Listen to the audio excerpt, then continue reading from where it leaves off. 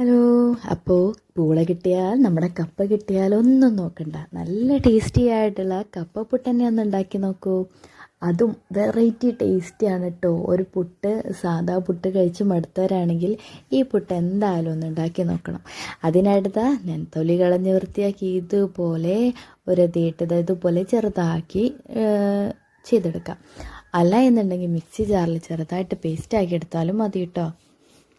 ഇതിന് ശേഷം ഒരു ചിരട്ട എടുക്കുക. ചിരട്ടയിൽ കുറച്ച് തേങ്ങ ഒന്ന് ചിരകിയത് വെച്ച് കൊടുക്കുക. അതിലേക്ക് നമ്മൾ അരിപ്പൊടിയും ഈ പൂളയുടെ ഉരതിയതും കൂട്ടി മിക്സ് ചെയ്തതും ചേർത്ത് ഇതുപോലെ ചിരട്ട പുട്ടാക്കി മാറ്റാം. എന്നിട്ട് ആവിയിൽ വേവിച്ചെടുക്കുക.